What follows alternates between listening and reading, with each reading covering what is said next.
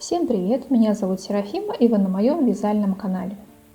И сегодня я вам покажу, как можно связать вот такой вот свитер оверсайз.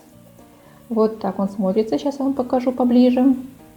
Вязать его несложно, справится даже новичок, потому что выкройка здесь совсем несложная. Это обычный квадратик, вот такой свободный, расслабленный свитер. Кто любит такой стиль, можно очень быстро связать, буквально за пару дней, потому что вяжется он на достаточно толстых спицах, и ничего сложного в его вязании нет. Вот я еще перед вами немножко покручусь, покажу его со всех сторон. Вот он такой достаточно широкий. Ну а теперь подробнее про сам свитер. Тактильно он невероятно приятный, очень мягкий, такой даже обволакивающий, при этом так хорошо, красиво не спадает по телу, такое очень струящееся полотно вязаное.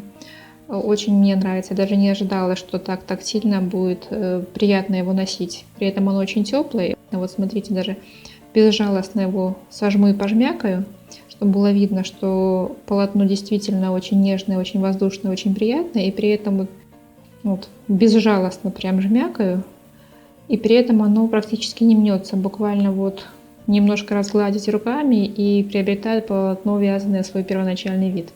Поэтому очень мне понравилось это сочетание пряжи. Причем вязала я вот основное полотно на спицах номер 8, а горловину, по-моему, даже на пятерочке. И сейчас покажу пряжу, которую я использовала, и расскажу, какое количество у меня ушло на размер. Это может быть от 44 до 48. Вот. Основная пряжа — это детский каприз от Пехорки. Я слышала, что она очень катается, но пока я ношу полгода свой свитер, практически никаких проблем не испытала. Состав у этой пряжи такой: 50% мериносовая шерсть и 50% фибра. И в 50 граммах там примерно 220 метров. Цвет у меня светло-желтый, это номер, если я не ошибаюсь, 53. Вязала я в 2 сложения, а третьим сложением у меня был Alize Kid Mohair.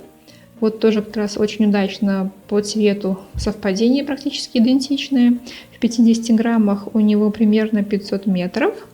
И сейчас я посмотрю, какой это цвет. Итак, состав у Kid Mohair 62% Kid Mohair, соответственно, и 38% полиамид, а цвет 219. И вязала я в 3 сложения. Совпадение по цвету просто изумительное. И на свитер у меня ушло примерно 8 мотков Пехорки детского каприза и ровно 2 мотка Kid Mohair. Ну а теперь перейдем к техническим подробностям. Этот свитер очень простой, он сшивной. Вязала я отдельно спинку, отдельно перед, отдельно рукава. Все сшивала и вязала горловину. Вяжется он снизу вверх. Все детали вяжутся снизу вверх, и спинка, перед и рукава. Вяжутся они полупатентной резинкой. Я вам покажу, как я вязала. Никаких скосов по плечам и по рукаву я не делала. То бишь перед и спинка — это фактически квадратик. Исходя из того, что пряжа довольно струящаяся, все получилось как никогда лучше. Итак, как я вязала перед. Я на спице номер 8 набрала 64 петли плюс 2 кромочные. И дальше вязала патентным узором. Набирала я 64 петли и такое же количество потом набирала на спинку, для того, чтобы по узору хорошо по швам получилось, чтобы швы стали незаметны и вообще не было их видно. Чтобы, если спинка начинается с лицевой петли, то заканчивалась она докромочной на изнаночную. В таком случае не будут видны швы, они будут очень аккуратными, незаметными, вот как здесь. Итак, набирала я 64 петли плюс 2 кромочные и вязала полупатентным узором. И вязала я его таким образом. Сначала первый ряд я вязала просто лицевая, изнаночная, а уже патентный узор я начинала вязать так. Изнаночные, как обычно, вяжем, а лицевую вот за эту петлю. То бишь мы ныряем в петлю под лицевую. Изнаночную вяжем, как обычно, любым удобным вам способом. Я вяжу ее так. А в лицевой мы провязываем вот здесь не за петлю саму, а ныряем под нее, под нижнюю петлю. И вот так вот провязываем. Обычная изнаночная, ныряем вниз. Вот таким вариантом полупатентного узора я вязала весь свитер. И вот получается, вот наш свитер будет вот так вот поближе выглядит полупатентный узор.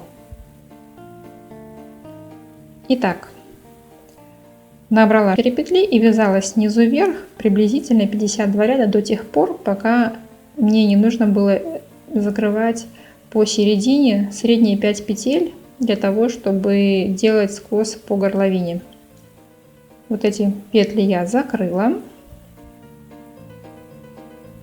средние, и затем я, пропустив 2 вот лицевых вот этих петли сторон, чтобы красивее смотрелось вырез горловины, я делала убавки из 3 петель, чтобы хорошо закрывался, вот по узору шли.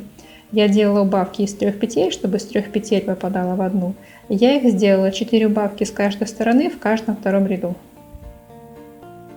И затем еще провязала буквально пару рядов и оставила петли открытыми. И затем перешла к спинке.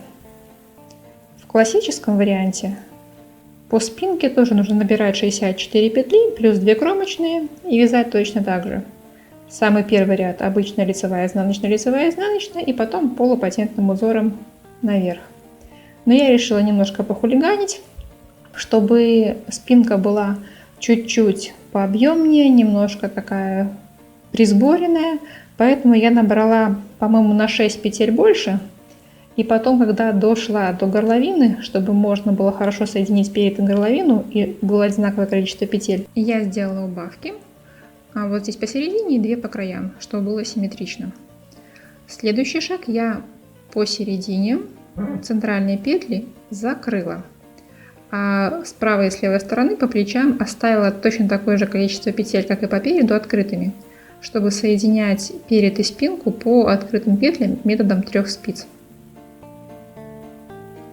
Итак, следующий этап. Я соединяла перед и спинку, делала плечевые швы методом 3 спиц. И получился такой шов косичкой. Он смотрится. Как его можно сделать? А я ссылку дам вот здесь вот. Следующий этап — это горловина. Вот на первом прототипе, который у меня был горловина, у меня была такая. Но поскольку полупатентная резинка довольно плохо держит горловину, мой прототип был распущен, и я сделала вот такую горловину, которую вы видите. По закрытым петлям на спинке и здесь по переду я набрала петли. Набрала их спицами, по-моему, даже номер 5. И вязала обычной резинкой где-то, наверное, рядов около 40. Я примеряла на себя, связала примерно рядов около 40 и складывала вдвое. Мне захотелось, чтобы горловина была такая пышненькая. Я сложила вдвое и по открытым петлям пришила с внутренней стороны. Можно, конечно, было заморочиться и сделать что-то там вроде ложной кетлевки или реальной кетлевки, но как-то мне вот такой вариант на тот момент понравился больше и смотрится очень даже мило, мне очень нравится. Вот я вам покажу чуть поближе, как смотрится горловина в таком варианте. Получается она двойная, обычной резинкой. Следующий этап — я вязала рукава. Рукава я вязала следующим образом. Я набирала 18 петель на рукав и вязала тоже сначала первый ряд изнаночно-лицевая, потом полупатентным узором. И так я вязала 16 рядов. Потом в каждом 8 ряду я делала прибавку. Из одной петли 3. Причем делала прибавку сначала с одной стороны вязания, потом с другой, с одной и с другой, чтобы получилось такое вот симметричное прибавление. Сейчас покажу вам немножко, как смотрятся убавки поближе. Вот. Из одной петли я делала прибавку в 3. Вот так это смотрится у меня. Дальше потом еще провязала примерно 8 или 9 рядов, закрыла удобным мне способом, и потом я пришивала рукав к туловищу, делала этот шов, потом сшивала по туловищу, сшивала сам рукав. Я соединяла крючком, мне было так удобнее. Сейчас вам покажу, как выглядят швы. Соединяла крючком соединительными столбиками. Вот так смотрятся швы на лицевой стороне, боковые. Сейчас я вам покажу, как смотрятся швы внутри и как вообще этот свитер смотрится внутри. Сейчас я расправлю, чтобы удобнее было показывать. Изнутри вот так смотрится плечевой шов, он вообще не заметен. Вот так смотрится шов по рукаву. И вот здесь боковые швы. Вот так смотрится свитер изнутри. И так поближе смотрится шов по горловине.